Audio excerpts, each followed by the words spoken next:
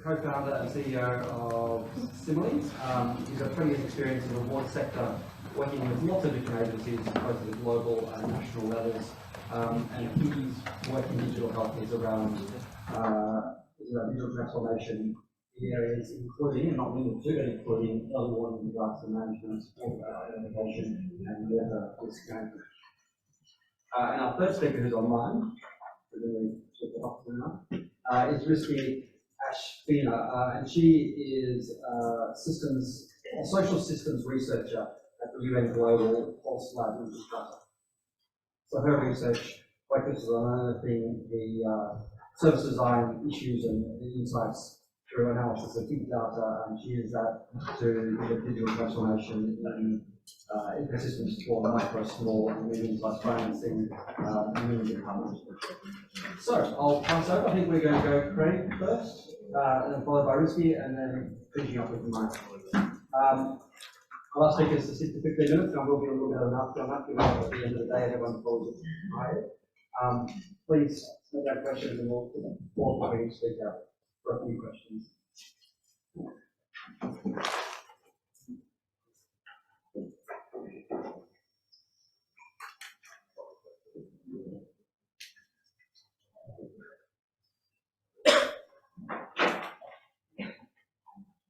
Can everyone hear me?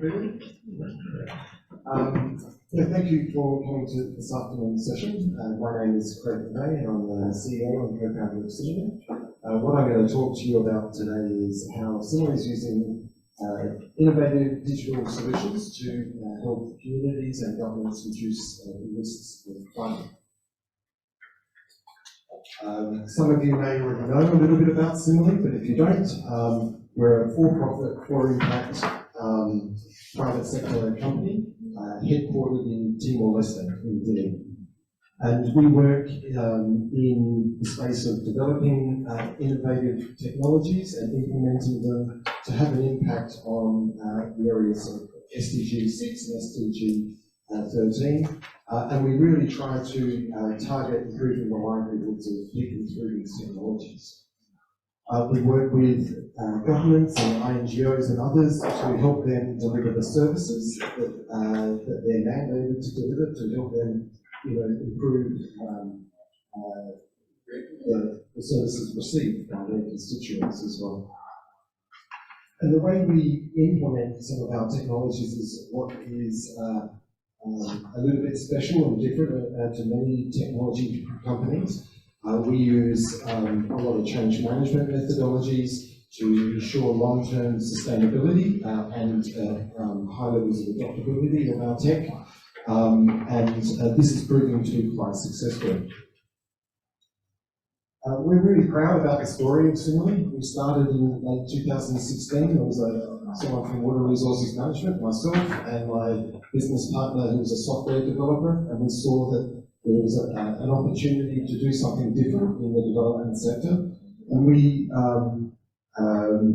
have, over the last 6 years, developed a young cohort of innovative technical people in Timor-Leste, whilst providing services to the government and the NGO sector that's improving the livelihoods of people.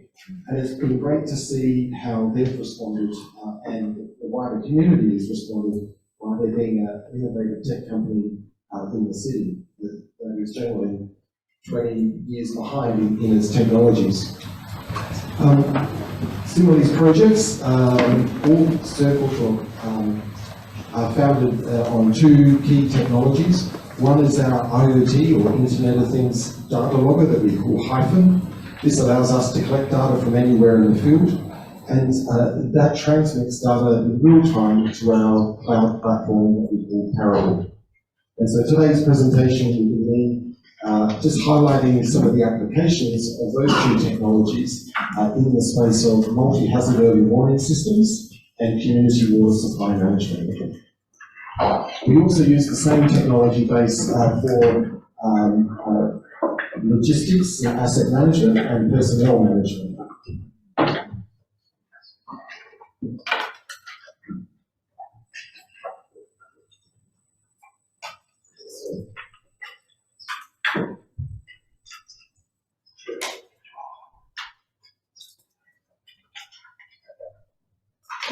So we're all familiar with big statements like this. We see them all the time, and often we just glance over them and sort of move on to the next big statement. But this is a real challenge for the world, and particularly in emerging markets. So only 1 in 6 countries have the data that they need to achieve SDG 13. And a lot of the countries that do have the data is often from prior to 2015. When we're talking about early warning systems, real-time, precise or accurate real-time data is what's needed. And so how do we achieve that? And that's the real challenge. Particularly when there's a global agreement to provide early warning systems to every person on Earth in the next 5 years. A lot of literature out there about what is required to make an effective early warning system, and there's 4 general categories.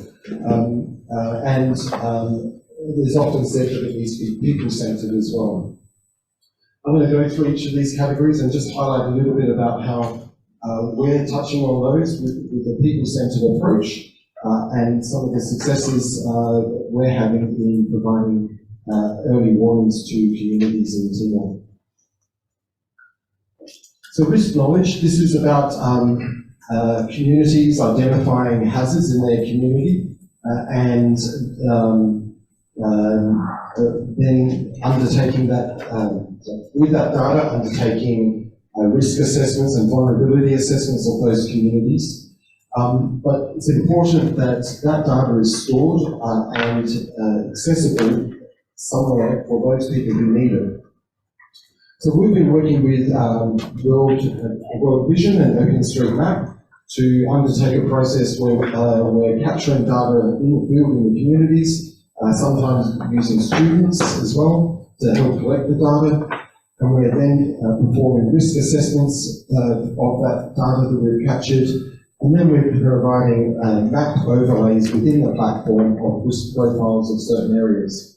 And what's the important thing here is that we can see these risk profiles against the locations of monitoring data, real-time monitoring data. And so when there is an event that has occurred, such as a flood or something like that, or strong winds, we can then look at that location and see what kinds of risks are present there. Monitoring and warning services. So the infrastructure and the warning services are what a lot of people think of when they think of early warning systems. But it is a little bit more than that. What we are trying to do is connect global weather forecasting to local catchment conditions. And so we integrate global weather forecasts from all the big international agencies. And with that, we can set up alerts for up to 10 days forecasts of meteorological events that might result in a natural disaster. Typically, we'll just look at the 3-day forecast for high precipitation that might lead to flash flooding. Together with this, we also have ground-based monitoring in real time in the catchments where we're looking at meteorological sensors. We've got meteorological sensors, soil sensors, and other things collecting data.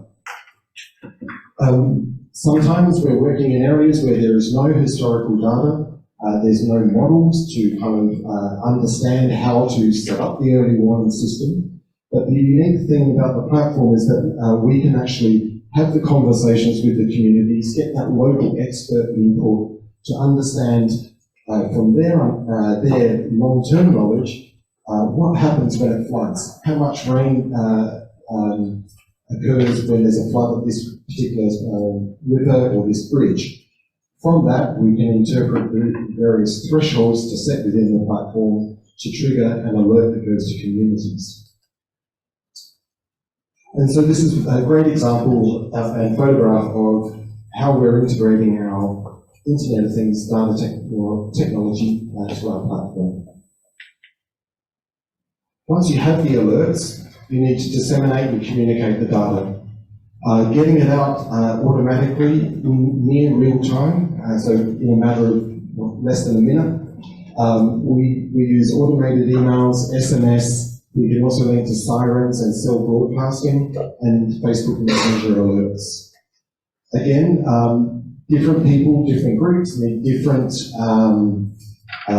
types of alerts. So within the platform, we can create groups and we can send, for example, to government stakeholders or government technical staff that a very technical message that says at this weather station there has been 60 millimetres of rain in the last 30 minutes or something like that, and soil moisture is 70%. And the river level is at 2 metres. That's what they need for their response. But the community or groups with disabilities need a very different message. And so we can actually then just give a simplified message of there's a high risk of flash flood in the next 30 minutes or an hour. Please activate your safety plan or go to high ground or something like that. We can also do these in multiple languages as well. So response capability is about there being a centralized knowledge pool, so with the plans and inputs for timely and appropriate action to these events. Within the platform, we have this capability, but we also, and this kind of highlights some of the people-centered approach, we focus a lot on working with our key stakeholders, typically government, who are mandated to implement these alerts and respond to establish standard operating procedures. So we know specific people, their positions, how they're meant to respond when an alert is sent out, and others get to see that as well, so there's that accountability.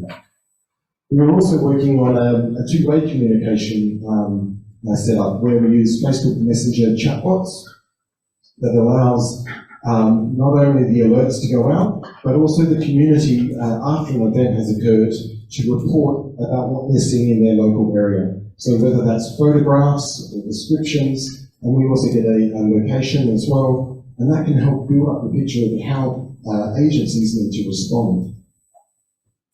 And with any of these responses, it might require a humanitarian effort, it might require government sending trucks or infrastructure or bulldozers out to respond to the communities. Within the platform, we have a logistics, asset and personnel management system that was actually built for the Timor-Leste military.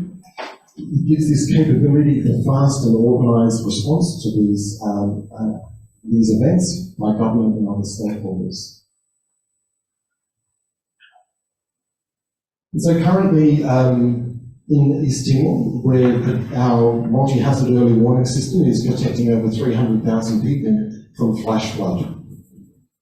In the last 12 months, we've had a large citywide flood alert system operating with the government and our partner Maesy, and also the EU is our other partner. And we've successfully alerted the government to 3 flash flood events that have occurred. A year or two ago, we also, using the same platform, identified high-risk scenarios for wildfires one morning. 3 hours later, wildfires were spreading through some of the mountain areas of Timor.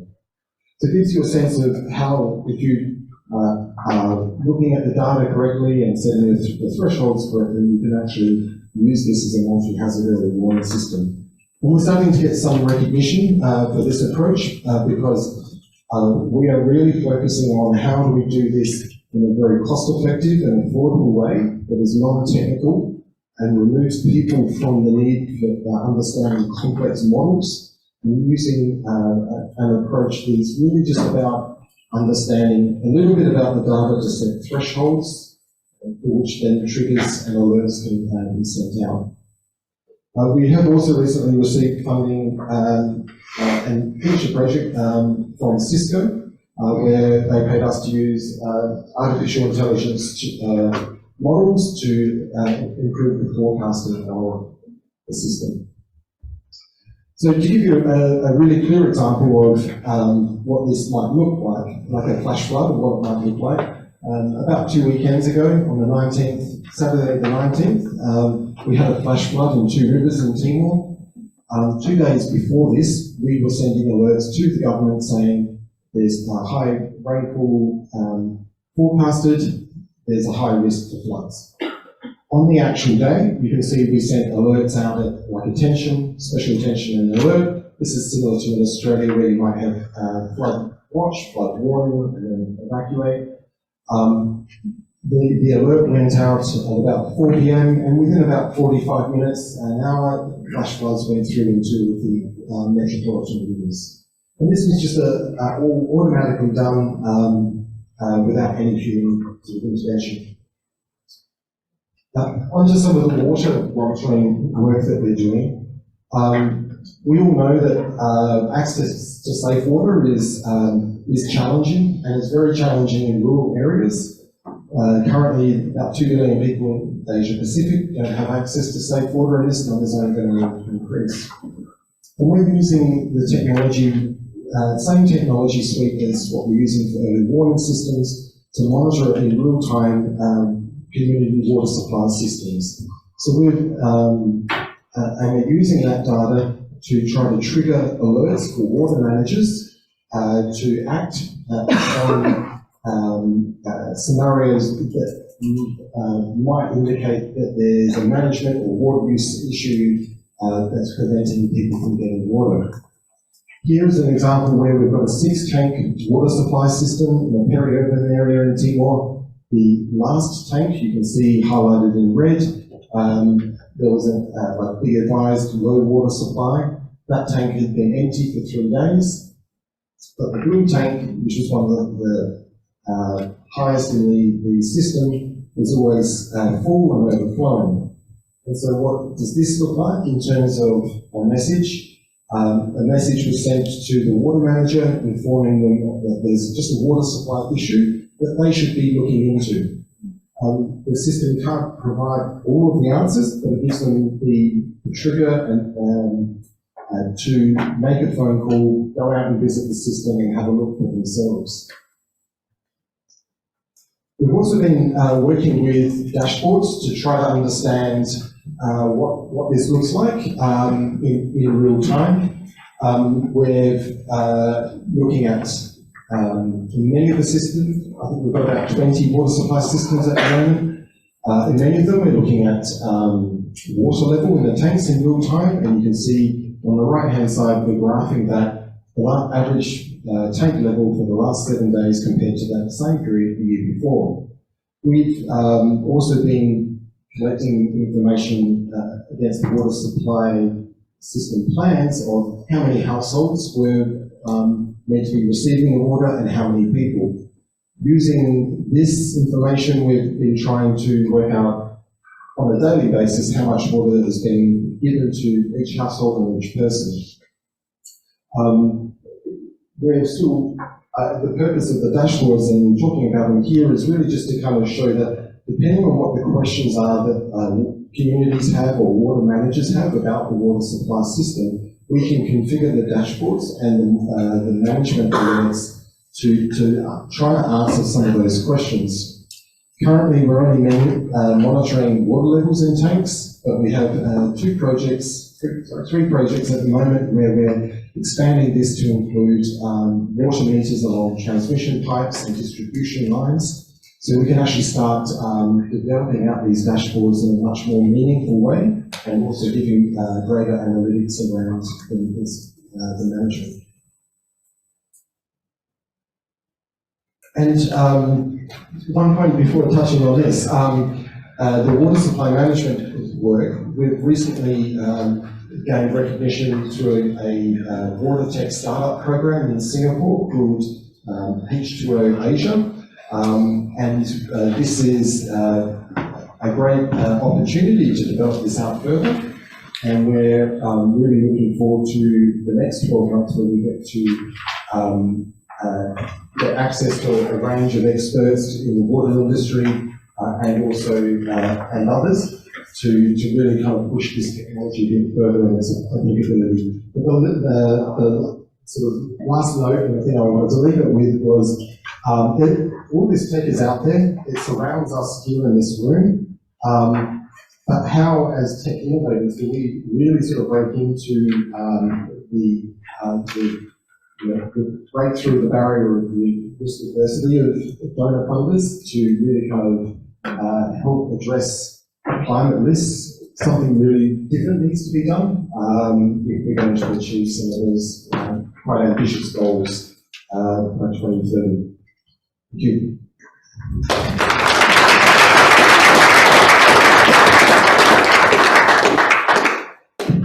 Thanks, Craig. Very practical application of digital health in a developing context. I have a few questions, but I'll open it to the floor for any questions from the audience.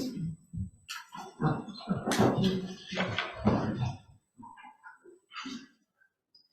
my name is Judy Tully from the AU.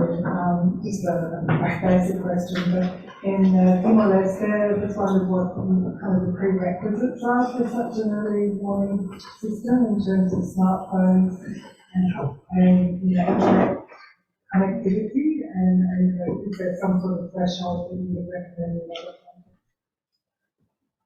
Yeah, the great thing about sort of current technologies is that people don't have to receive alerts by phones.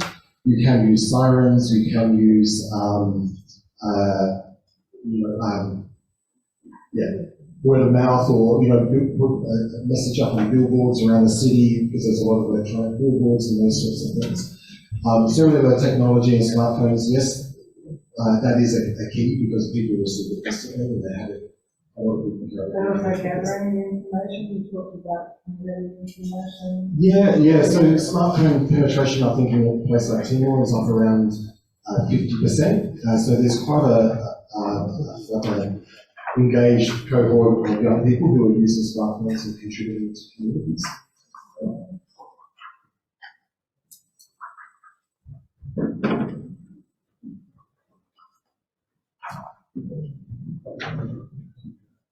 Thank you. Really great technology. My question is more on related on the sustainability and scale. For this good technology, who pay for the service and the information? Thank you. Yeah, thank you. At the moment, the projects are generally implemented with INGO or other donor funding. But we are working with the government to transfer that into service agreements. That's a process that's underway at the moment, and it's something that was agreed at the very beginning of the project, and that's the preferred approach as well, because there's, technology does need, focus and maintenance like a car.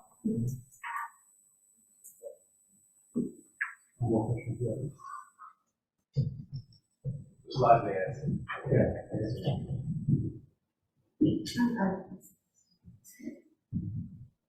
Thank you for that. That was Yes. my question is about, so you've mentioned that the risk alert system is mostly for making sure that people will be safe if there's a flood or a fire, or for water security, for having access to water in case there's a shortage. I was thinking in terms of farmers, like would this be something useful for farmers, to warning them about loss of produce or how they can plan? Yes, exactly. I mean, it can sort of feed into sort of climate services for climate groups. That is something we're looking into and have had discussions about. There's a lot of other infrastructure that's required around that, like people infrastructure. But that's definitely something that we could feed into.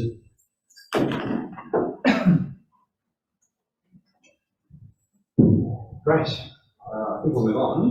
Our second speaker, Rizqi, is going to come to us live from Jakarta. Hi everyone, can you hear me clear?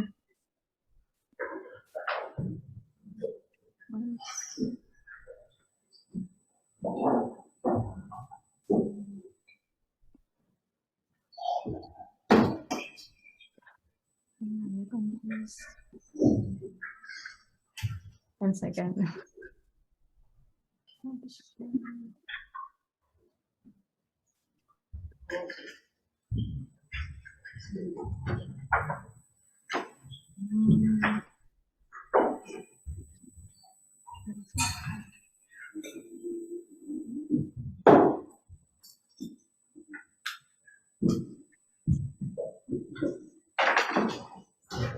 see it.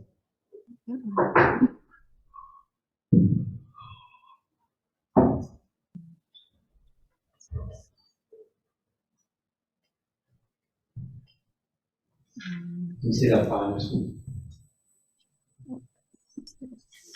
Wait.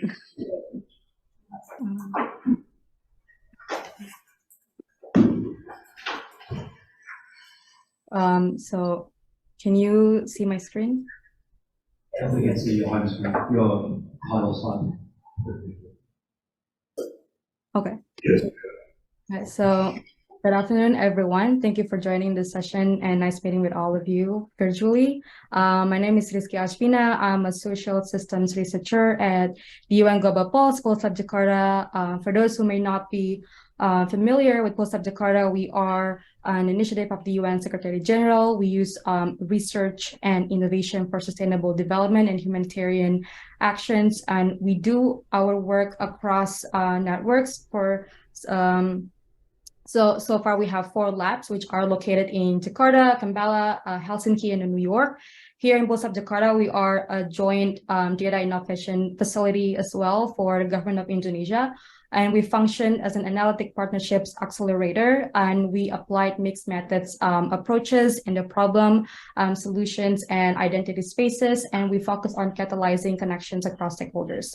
So I guess without further ado, let's jump right into it. So today I'm going to talk about a study we concluded last year called Beyond Sticky Floor. This study was done by the social systems team at the lab.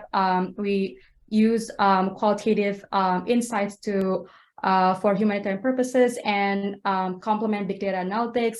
And the team for this study were consisting of my colleagues, Purnamasari and Maesy, Angelina, and myself. So in short, this study tries to deep dive into the behavioral barriers that women-owned micro and small business face when it comes to digitalization. And hopefully our work can offer alternative lenses to understand the challenges of digitalization and design programs that address those challenges.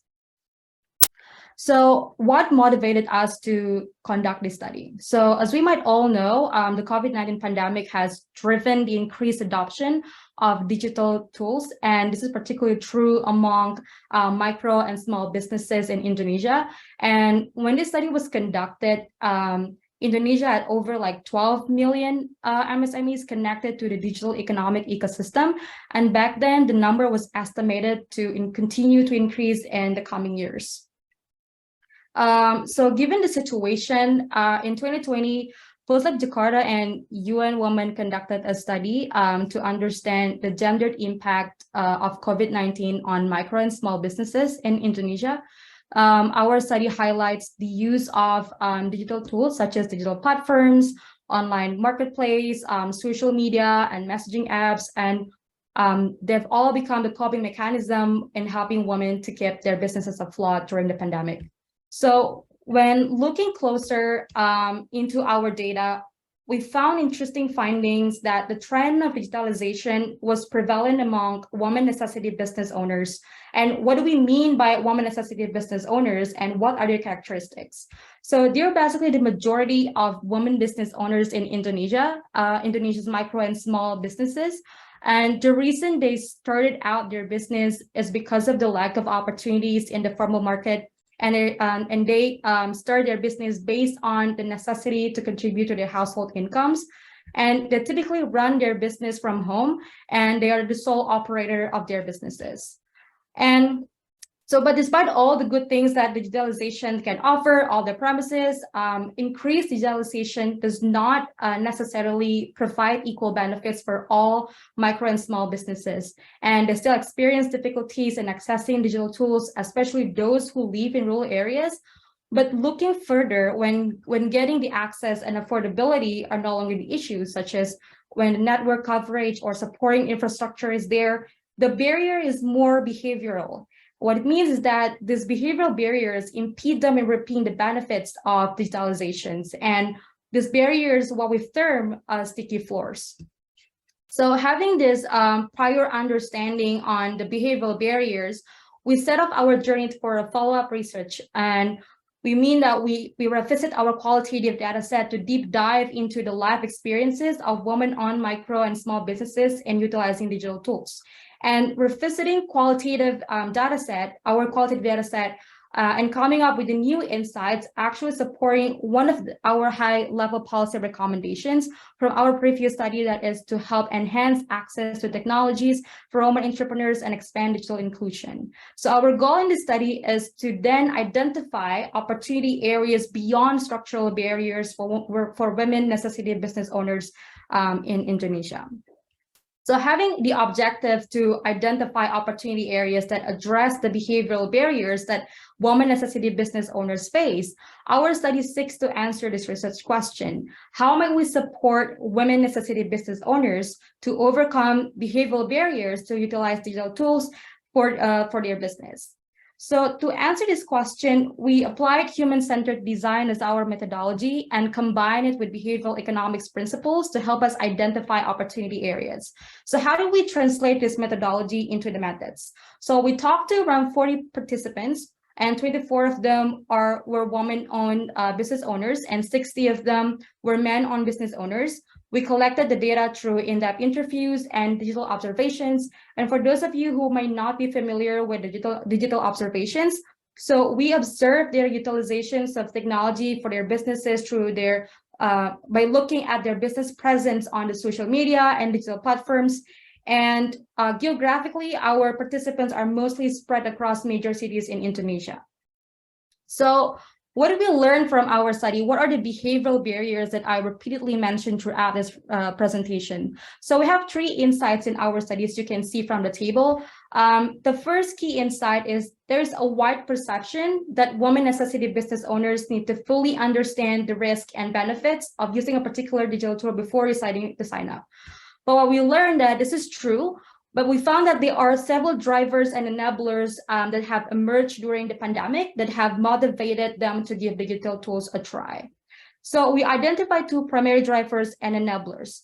So when it comes to drivers, we found financial pressure and social norms drove them to start using digital tools for their businesses. So during the pandemic, women necessity business owners were pressured to keep the money coming in for their household. So they figured out that using digital tools might help them keep their businesses afloat. And the second driver is social norms. And as many people use more digital tools as part of their business during the pandemic, this sets an example for women necessity business owners to give digital tools a go. But drivers in and of itself are not the only reason for them to give digital tools a shot. So drivers can only motivate or encourage you to try something, but what are the supports that help them to adopt digital tools?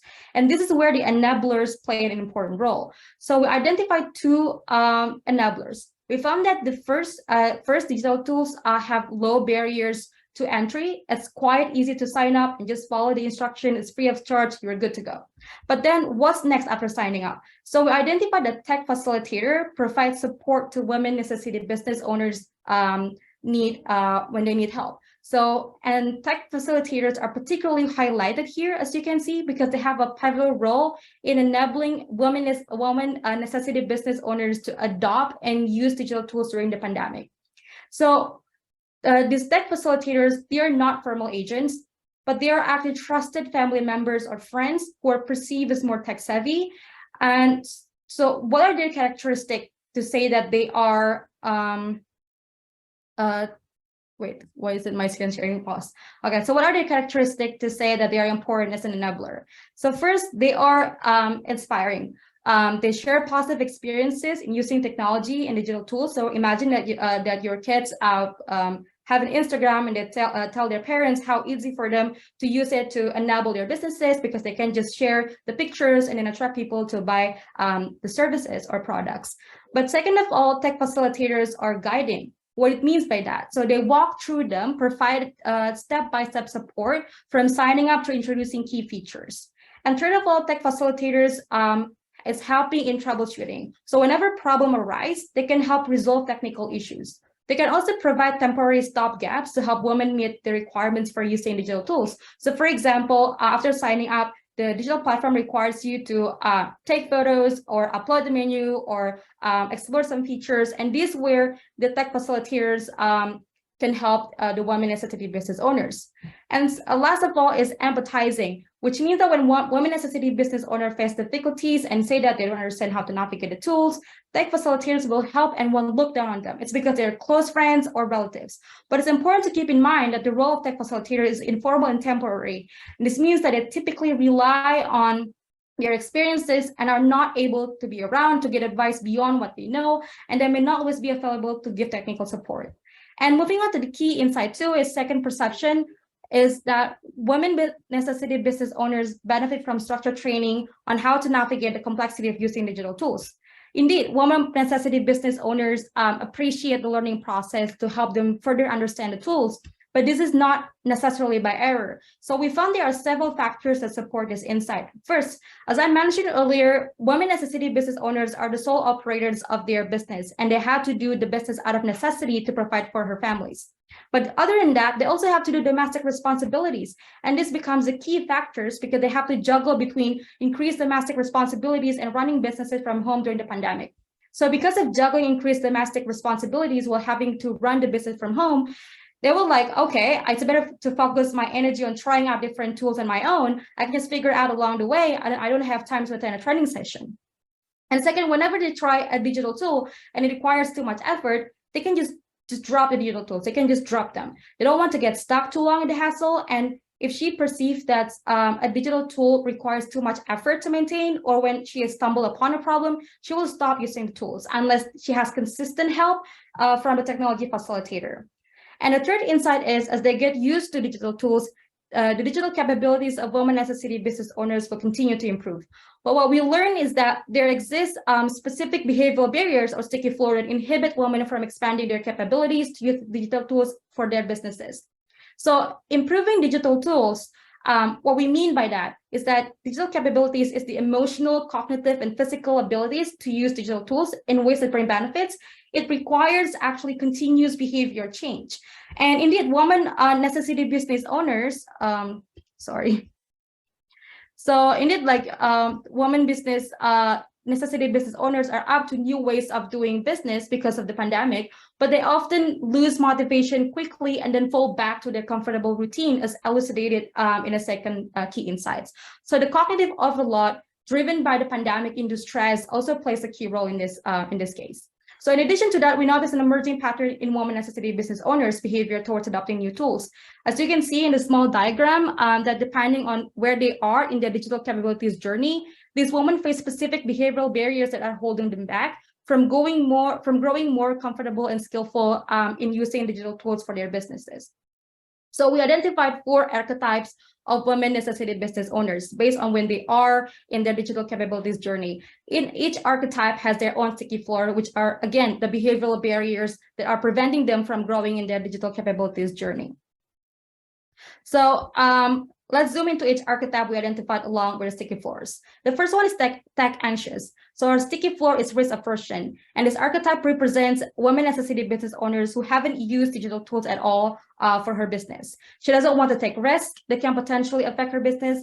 And for her, it's like a gamble if she tries a new tool and fails to understand how to use it. So it might just put her business at risk. So she decided not to use digital tools at all.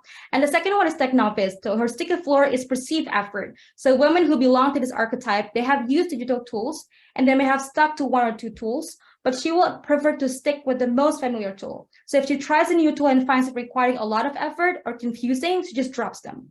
And the last one is tech apprentice. So she uses a wide range of tools, she uses a variety of tools, but her sticky floor is dependent on tech facilitators. So she's up for the effort, but she wants a tech facilitator to be there to help her out whenever technical problems arise, and through tech facilitators she learns. And the previous slides might give you the impressions that their journey is linear. But as I mentioned earlier, that their digital capabilities journey is not linear at all, and it is demonstrated in this figure. So the x-axis shows the advancement level of the user from pre-adoption through advanced level, and the y-axis represents the degree of dependence on tech facilitator. Here you can see the journey is not linear from tech anxious to tech novice. And as we see, the tech anxious is placed on the pre-adoption phase. She hasn't used any digital tools at all, but once she wants to give it a go, they can advance to become the beginner. And from there, she can jump either into the next level as a basic user or become a tech apprentice, or they can go back to the pre-adoption level because they have a perceived risk and certain tools and so forth. So sometimes they can be in the pre-adoption level, but the next time they can just jump in as tech apprentice and then go back to the basic user, exploring new tools, but then preferring to not use any digital tools at all. So what's next after understanding these archetypes along with their sticky floors? So we leverage behavioral economic principles to design the opportunity areas. So what we did was that we scanned all the behavioral economics principles and matched with the characteristics and behavioral challenges each archetype faces. So for example, for tech anxious, they tend to lean towards the risk aversion side. But at the same time, as I mentioned earlier, that they are easily influenced by their surrounding environment. So therefore, we applied social proof that we believe were most aligned with their characteristic. And as for the tech novice, as her sticky floor is perceived effort, we want to change the behavior through leveraging opportunity cost neglect, because we want to have tech novice aware that the opportunity cost she will miss if she focuses only on the amount of effort she has to invest in and disregards the benefits that she could accrue to operate her business. So furthermore, for the tech apprentice, although she is the savior among other archetypes in utilizing digital tools, she still depends on the presence of tech facilitators to navigate her through the problems or features on the platform. So therefore, we chose gamification to help her train herself on her own and pace to tackle the challenges in using digital tools, such as doing independent troubleshooting. So after we determine principles to leverage, we then come up with the question to help us design opportunities. And as you can see from my screen, like for the tech anxious, how might we amplify positive stories or experiences from her social networks about the utilization of digital tools? And for the tech novice, the question is, how might we highlight success scenarios to help her consider achievements that might be possible for her business by using digital tools? And for the tech apprentice, the question is about how might we gamify troubleshootings to develop her self-reliance?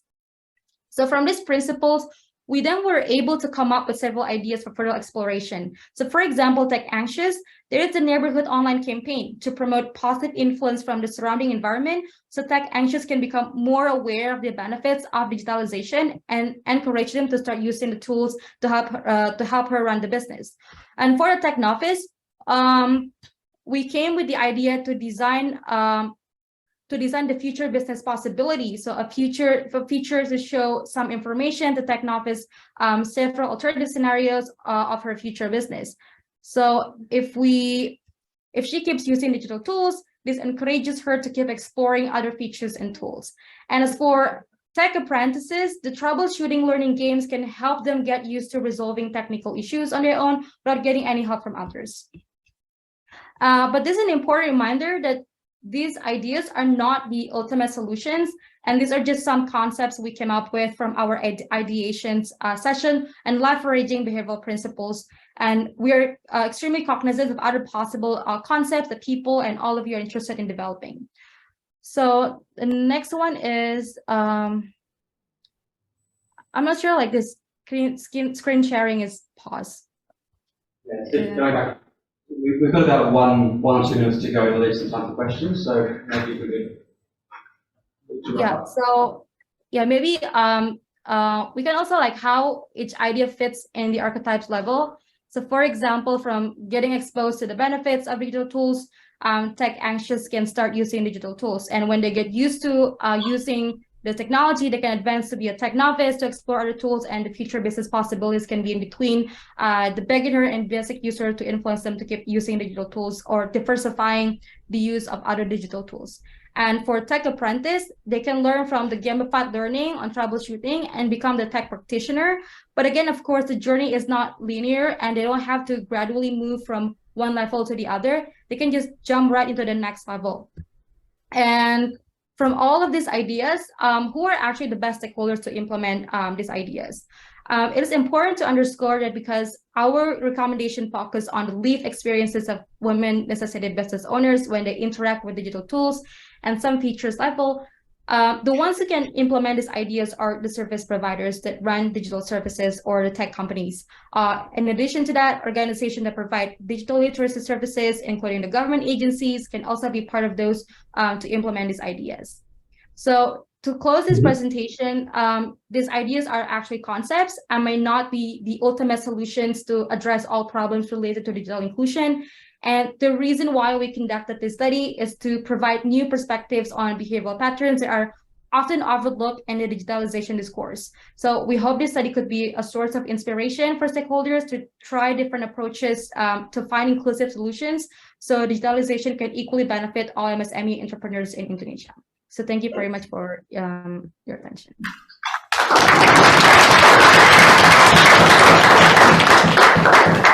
Thank you very much, and you're clearly devils in the detail and knowing your audience and who you're trying to influence when we're looking at the digital health development is critical. Can I open it to the floor for a few questions before we go?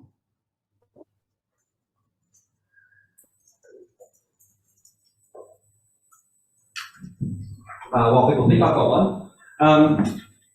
Your research obviously is new and something is packaged up. How do people access the results of your research, and how can it influence, how can it be used to influence program design?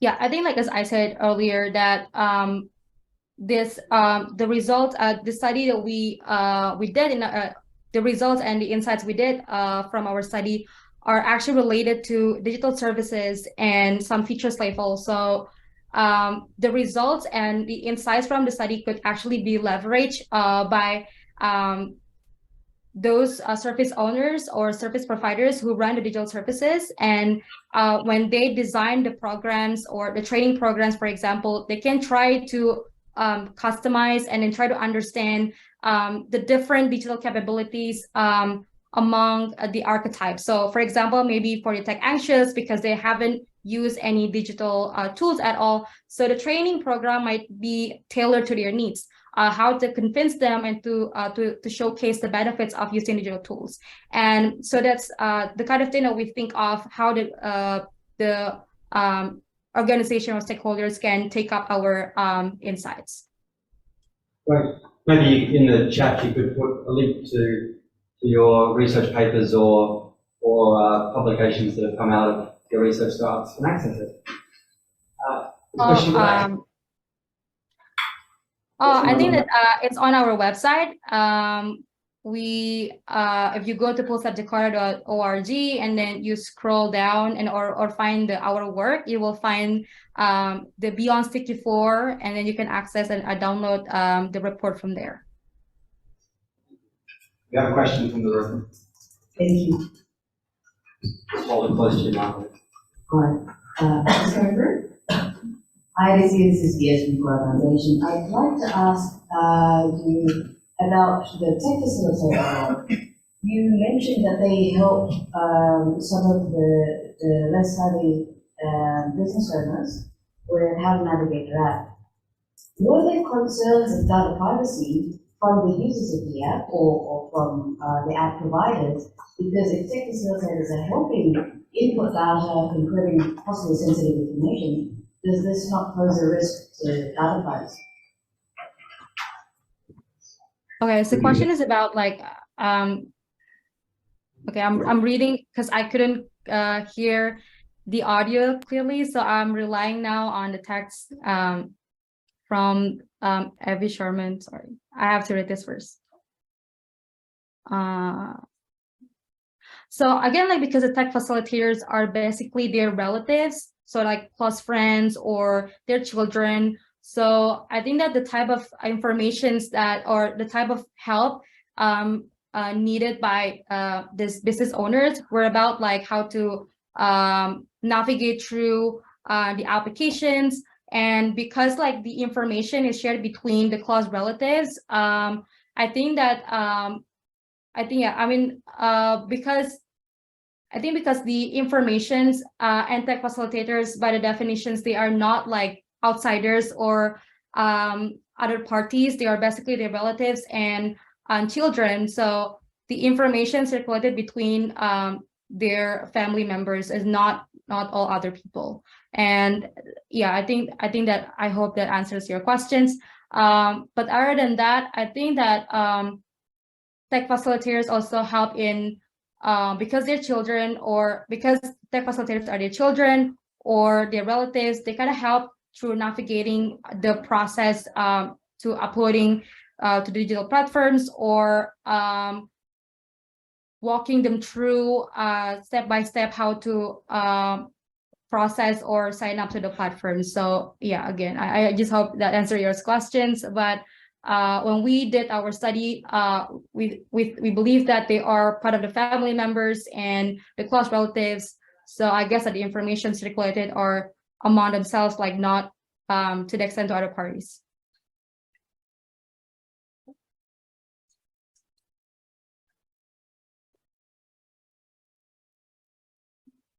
I think it's muted. Everybody, and I apologize if my question is something you already presented, but just like you mentioned about the sample size, like 41 from the different business. I'm wondering, like, there is any age range that you selected in the sample size, and also for the category that you mentioned, were there any particular age range that fall into specific category of the form? Thank you. We don't really have any specific categories on the age range, so we just focus on mostly our samples, focus on the F&B sectors, and we divided the samples between business owners who have less than 1 year, whose businesses are less than 1 year old, and then more than 1 year old. So that's the kind of categories that we made up during the research process. But there is no age range.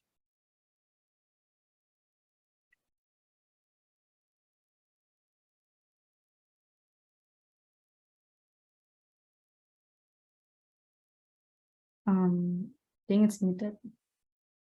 Yeah.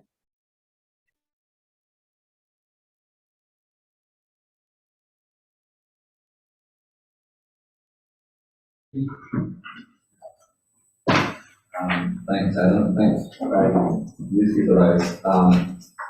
It's a high quality to my presentation, but that's fine. It's late in the day. No one's going to remember that. So, we'll wait for this to come up so that I can remember my key points. Very quickly about us, BES, an Australian company, and like Craig, we're for profit, but we have a profitable sustainability model. So we take profits and just put them back into our projects and making sure that we have enough to survive another year. We work in about 12 countries at the moment, focused on the Indo-Pacific, and we've got about 50 full-time staff across offices in Melbourne, Auckland, and in Suva, as well as leading project officers scattered around the region. As Adam said, our software suite includes Tomato and Jakarta. We also implement and supply the APIs to a relatively new one for us called Similie, which is a laboratory information system. And we are a B Corp, for those who know what that is, but that's probably a whole other presentation talking about that. There's something that I'm doing wrong. Oh, I see, okay, got you. We're focused today on Tomato because this is less about us and more about the concept of digital public goods for health today, talking about the pros and cons of that whole concept. But it helps to talk specifically to something. So one of our softwares is Tomato. So Tomato is a patient-level electronic medical record that works across desktop and mobile, and it's specifically developed for low and middle income settings and specifically for remote settings, so where internet connectivity might be patchy or where network architecture is sort of difficult to set up. It's currently implemented in 6 countries and it's got modules for, well, there's a growing number of modules, but it will handle inpatients, so the hospital level, outpatients, public health encounters. It's designed to be a birth-to-death record for the patient, so any encounter that you have with the health system, be it a vaccination or a COVID test or a 6-day visit to the hospital, gets tracked in there. And it's free and open source, and it's included in the Digital Square Global Goods Guidebook. So, what does that mean? What are global digital goods, and why did we do this rather lengthy, rather expensive process to get to market onto it? So that's what the presentation is about, with a very, very brief background. And the first question is, well, what is a global digital good for health? And I should probably spend the entire presentation just talking about this one slide. So I've decided to go really, really light touch on it, because there are different definitions, and you've got digital global goods for health are a subset of digital global goods, and they themselves are a subset of global goods. And the definitions for across each of those sort of three overlap, but don't always stay the same. I had to write down the 9 principles, though, that they talk about for digital public goods, and these, generally speaking, cover the principles for digital public goods for health, with a couple of additional ones.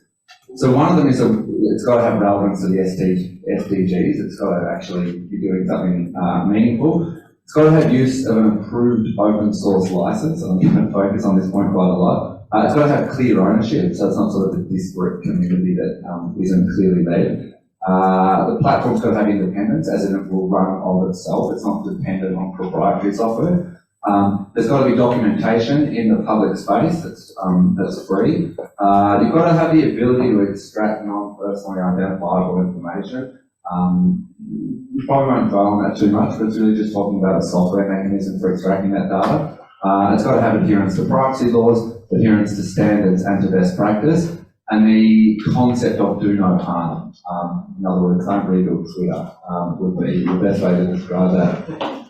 In digital health, though, they focus on a couple of other things that will come up later. It's got to be funded by multiple sources. It's got to be deployed at scale and have the ability to scale beyond there. And it's got to be deployed in multiple countries. And this is a bit of a sticky point for us on the whole thing. It's also got to have demonstrated effectiveness, which feels subjective, and we'll talk about that.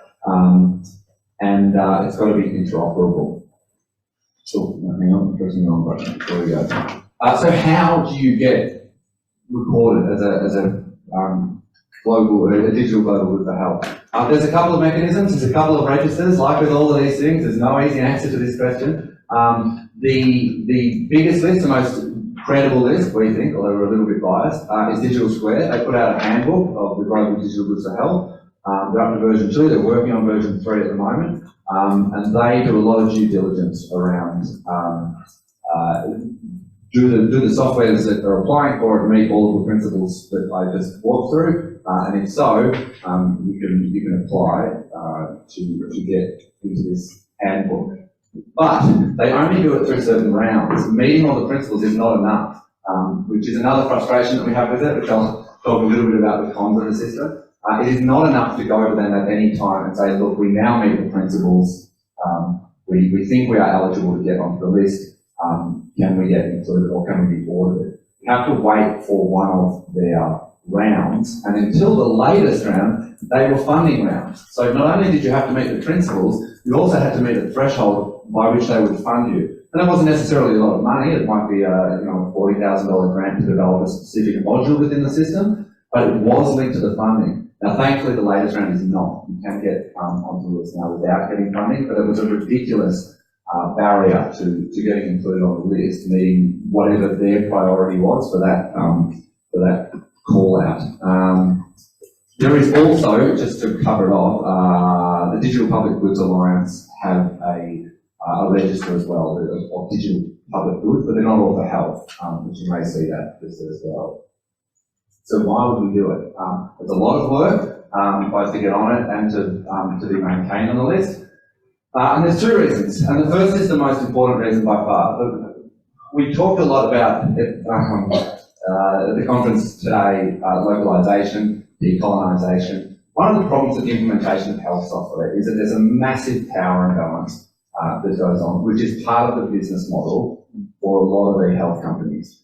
Typically, if you are deploying health software, you deploy a proprietary system into a customer that is then effectively locked into you. They can have in-house support. almost always would have in-house support, but they cannot go anywhere else for their external support and maintenance. Plus, your annual licensing fees are not optional. If you don't pay them, the system gets turned off. And a lot of the proprietary companies make it very, very difficult to leave. There is the saying in the industry, incumbency is king. Once a system is deployed in a hospital, it's very, very difficult and very expensive for the hospital to extract itself from that relationship. And the e-health companies know this, and it's, as I say, part of the business model. Having software that is free and open source, which is really the central tenet of the digital public goods for health, flips that power balance. And it's not just that the software is free and open source, the training tools have to be free and open source. The documentation, you have to make it possible for people to deploy the software and support the software themselves without needing us in the room. And to us, that's really, really important. That's what we want to be achieving. So how do we sustain ourselves? Well, we sustain ourselves by doing a good job. If we are working with the Ministry of Health or we're working with the hospital and we're doing a good job, they will renew their support and maintenance contracts, they will renew their service level agreements, which Craig was alluding to, and we'll have work next year. And if they don't, if we're not doing a good job and they don't renew their support and maintenance contracts and we're not getting that sort of follow-up work and expanding out their use of the system, we shouldn't exist. We shouldn't be there. We shouldn't be getting our money for the next year. And that is the power balance that we want to flip. The pressure should be on us to do a good job. Not on them to find out or to work out how they're going to pay it the next year. There's also practical things within the Pacific. It is not uncommon for countries to simply not have enough money to pay all of their software licenses in any given year. And this software should not be turned off just because there's a compulsory license that sits over the top of it. Even with grace periods, it should not be incumbent on the countries to constantly pay these hugely expensive licenses. So that's the first reason. The second reason is commercial. Counterintuitively, there is a commercial reason for doing this, and that is that most of the larger international multilateral agencies are, in theory, signatory to these principles. To pick on one, UNICEF is a signatory to Digital Square. They are part of the alliance that puts Digital Square together. PARC manages it, but there's all these signatories that are underneath it. And in both of them, those wishing to fund or otherwise support digital health global goods may be able to use the DPG standard as a practical prerequisite. That is, if UNICEF or any of the other big agencies are paying for a digital health solution to be implemented in a country, they are supposed to require that it is a digital public good for health. Do they require it all the time? No, they do not. But that gets onto the cons of the argument. But that is one of the reasons why we do it. We think that there is a good commercial reason for doing it because we will be eligible to bid on more stuff. But it does create some really, really nice situations for us as well. The fact that it is free, all our training materials are in the public domain, all our deployment materials are in the public domain, mean that we can deploy it really, really easily. We've built it entirely on open source tools. There are no dependencies that sit underneath it that you also need to pay for. We just had a little tiny health centre in Tonga actually that has started using it completely outside of the government, and they're doing it unbelievably cheaply, like I can't remember, $150 a month or something to run a system that is, you know, enterprise grade and scaled up to a national level, but fits their needs and can do it, you know, for the smell of an oily rag, or free if they want to. And I suspect I'll get to that after a very, very short period of time. I think pressing the wrong button. So what are the pros? Well, I guess I've just touched on some of the pros. The process itself of becoming a global digital good for health improves the software.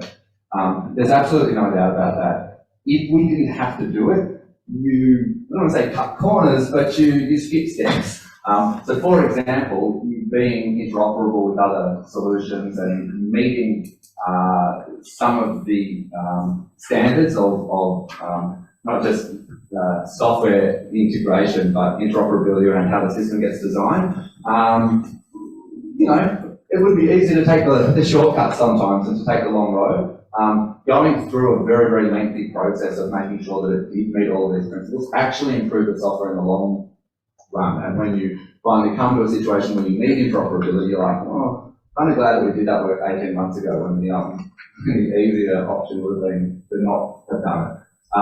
The other thing is it makes you make good decisions early on. So for example, if you know your system needs to be free and open source, all of the dependencies that sit underneath it need to be free and open source. And what I mean by that is no software is built from scratch. We use solutions developed by other organizations.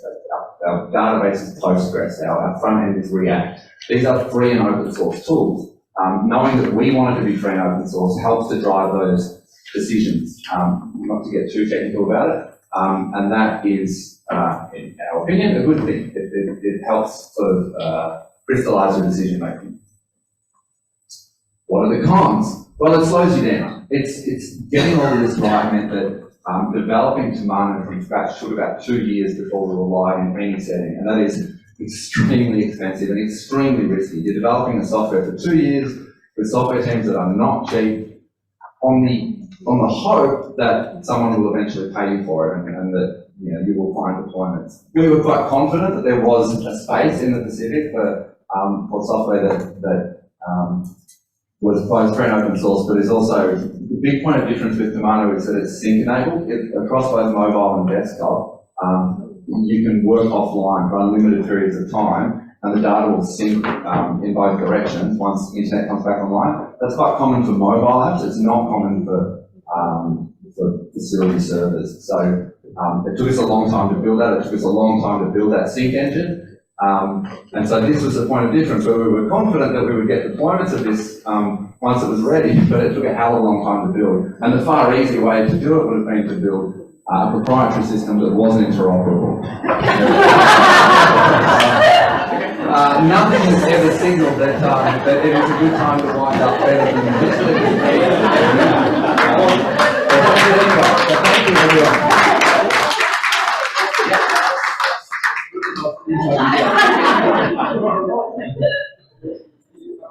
No, absolutely. I'm not sure that I can improve on Brandy and Rizqi anyway. So hopefully there's just some talking points to prompt a couple of questions. And I guess if I leave you with one thing, it's if you are involved with the funding of these systems, you don't need to come out and use our system, but please do use digital public goods for health. The principles that sit behind them are really, really sound. And there's bits around the edges that I could nitpick at, and there's parts of the process that we were not happy with, and we've gone back to Digital Square and communicated that.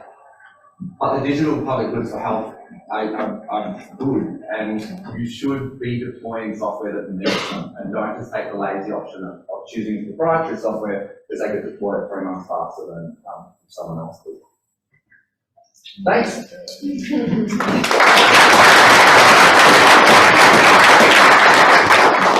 There we go. Okay, questions?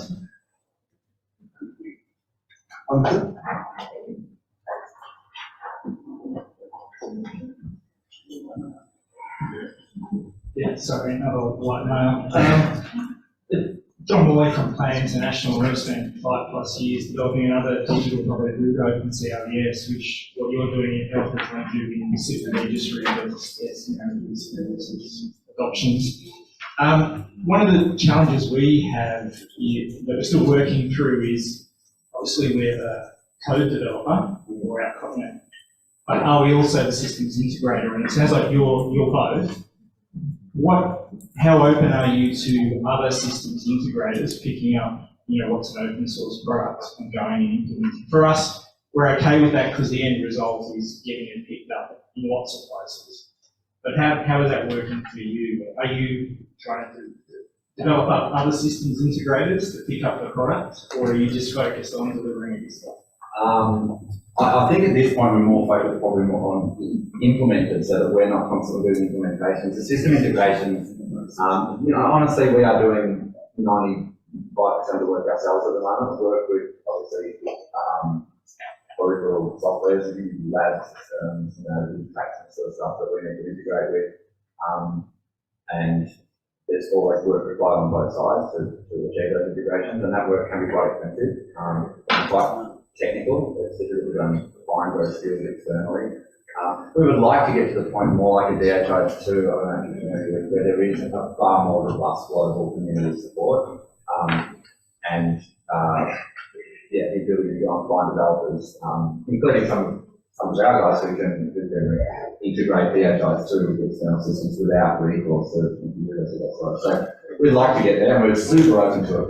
We're really close, like we share a boundary. We're often saying to people in the health system, we're really close in that we try to say to people in the health system, don't reinvent a new digital identity system, to governments, improve your civil registry system, because that's your primary identification for people in the country. So we are working with gender health systems in Africa over this sort of similar. Sounds like that plays a similar role that you're doing too. Well, I don't need to tell you, probably our number one problem in most implementations is the identity of patients, and so very good things about open Saturday, so maybe we should chat afterwards. Countries that have a robust system of identifying patients skip so many problems when you go to implement a hospital, EMR or whatever. I just wanted, there was a slide up before that said, how do you get donors interested in doing this new and innovative work? I've got a different take on it, because we did try to get OpenCRBS funded through DFAT Innovation Exchange, and they said no. We just found a better donor. So, sorry, in that space, we found Norwegian aid agency who, it just fits with their strategy. Their strategy is they want to be, a big supporter of digital public goods. And so it's not, probably poor choice of words, a more aligned donor to that space.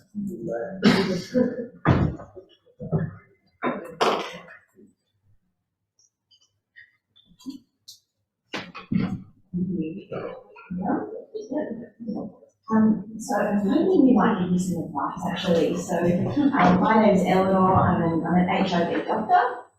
I'm a little bit scared to be in this room because I'm the furthest thing from a tech person. I know how to be an HIV doctor, I know how to run a program, so my program is in East Timor. The first thing about digital platform, I don't know half the words that you guys are talking about. So my program, when we started, we were very small, we were okay with paper files. And now we're getting bigger, and that's clearly not okay. We clearly need to come up with a digital health system to use. I tried Googling what is the best program to use for software in an HIV program, and I gave up. And I didn't understand it well enough to know what I was looking for.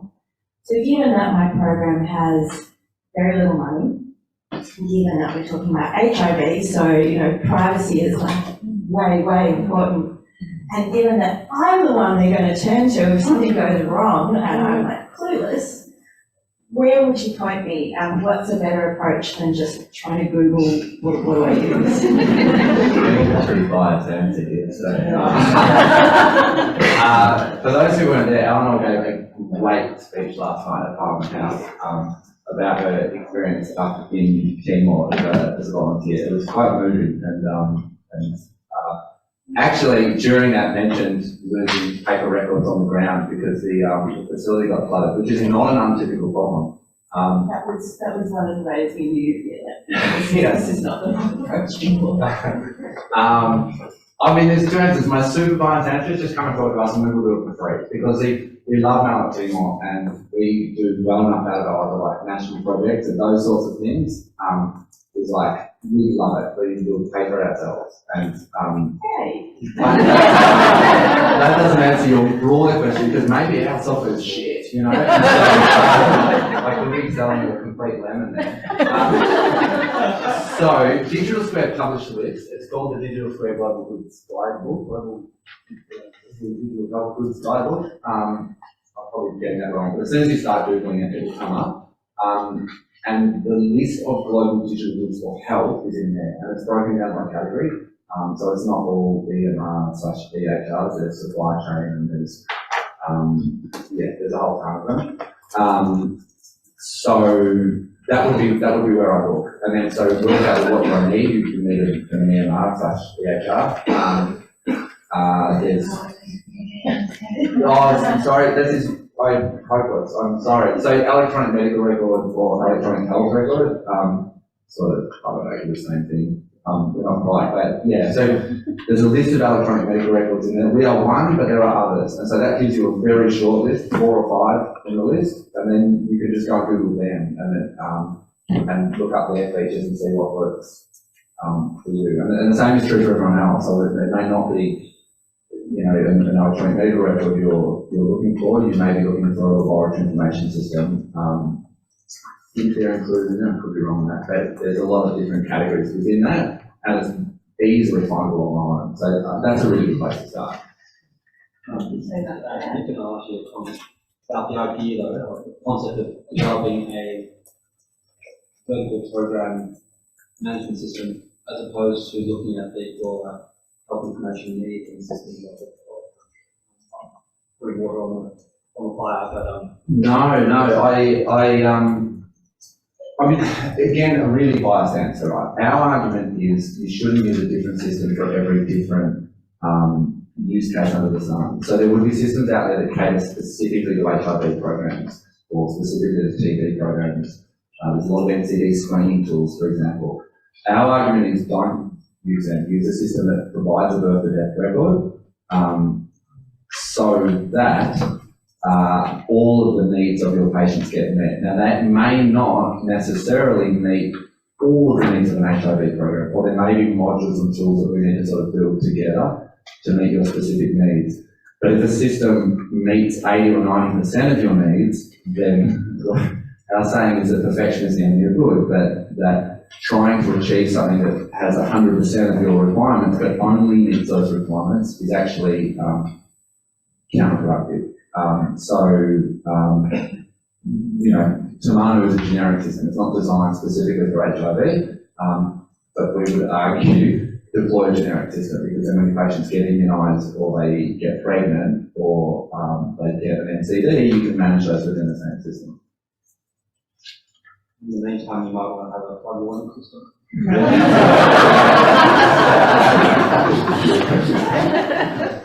I ask a question about the cross-sectoral digital platform? Because I work in crime justice safety, and that intersects the exception to London, intersects with child protection, health, workforce, and music. And typically in the past, standalone with data records where they have their own operating systems and there's no capacity to communicate. Digital platforms potentially can provide a great way to build that intersectional communication and collaboration. I'm just wondering how far the innovation's going along in relation to that. That is a brilliant and timely question because I think the answer, or one of the big answers, is in the room. So the system, the needs for a legal management information system, education, health are very, very different. But one of the important things is to link that person together through an identifier. So it's those guys you should talk to. OpenCRBS would be designed to sit in the middle of those systems and be that interoperable layer. There are other interoperable layers that you require, so I don't want to oversimplify the answer, but that would be one of the most important. But you need to have a interoperable centre point, so it could be used at the centre point. Yeah, but that's the government to choose that. It's not otherwise you end up with 5 or 6 of these things. Yeah, I mean, I think that's true. We do require governments to make good decisions and that sort of stuff. But I think if a couple of sectors do it well, that creates a lead for the other sectors to follow. And some sectors digitise faster, health tends to, and there's certainly the recognition of the need. So I don't know if that answers the question to a complete reflection, but that would be one tool that I would look at.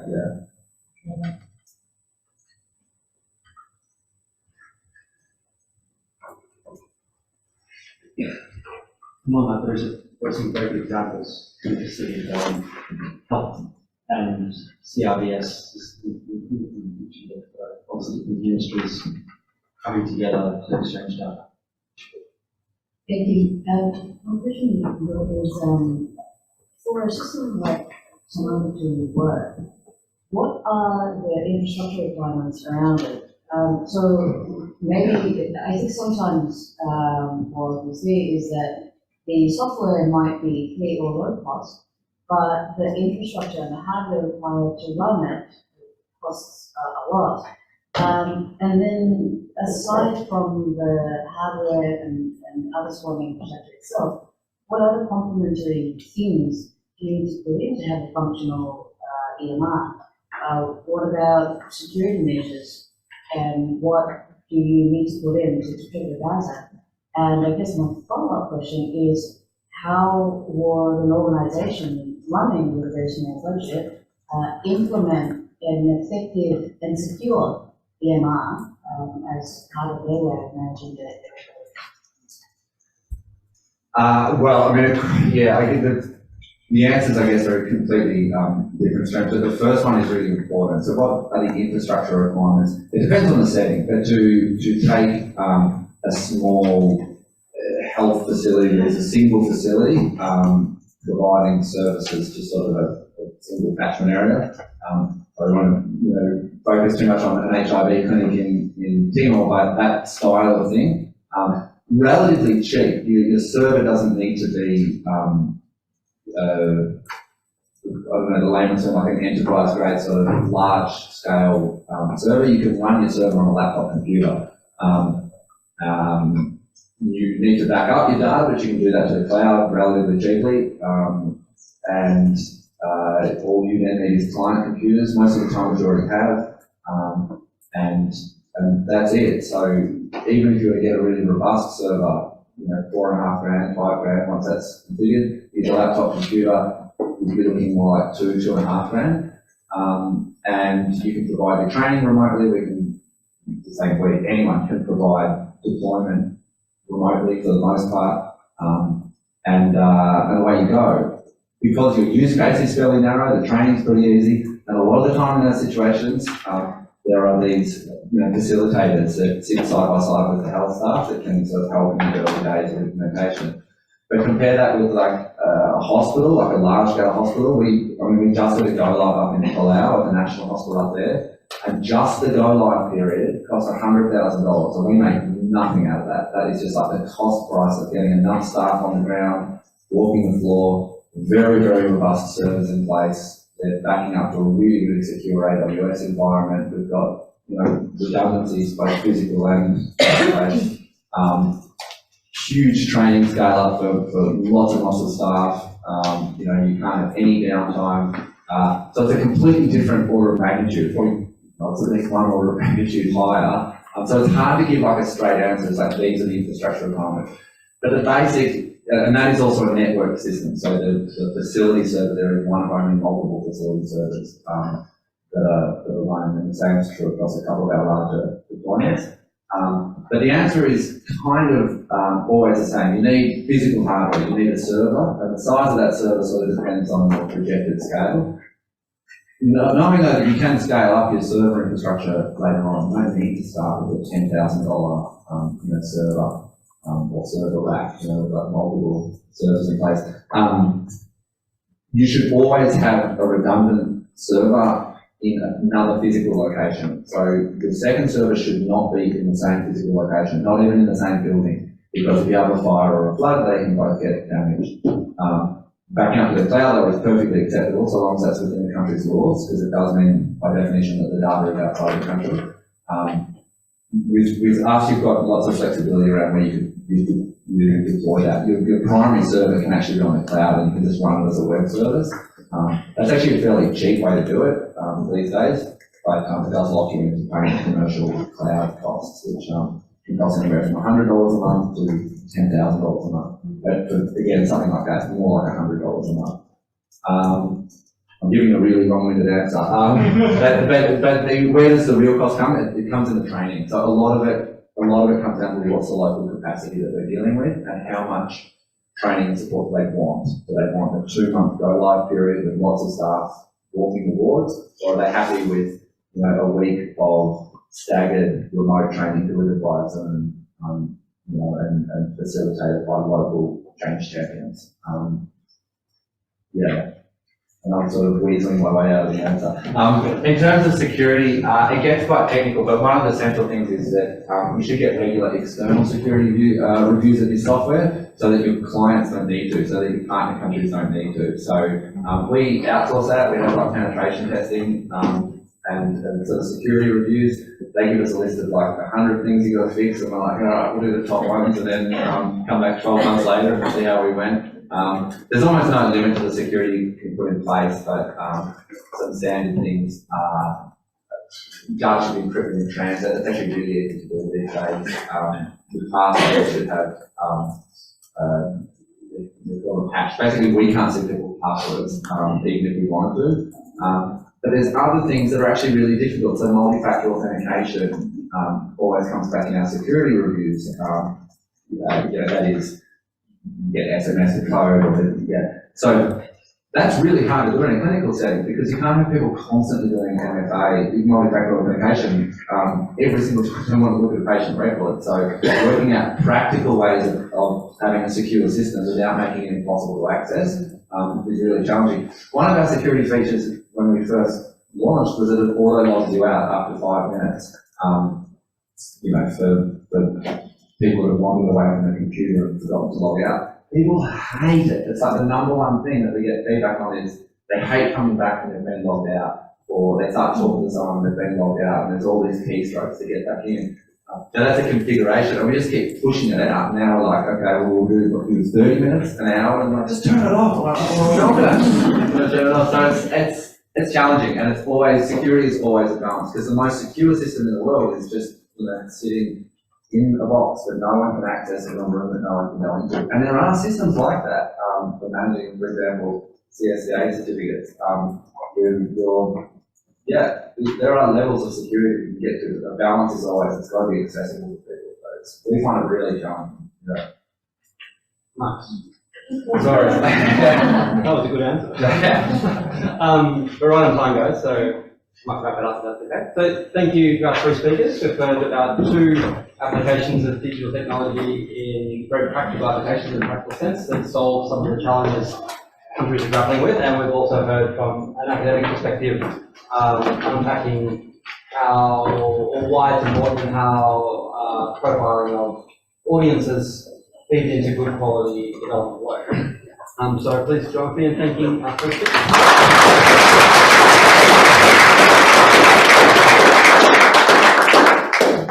Surviving the backyard.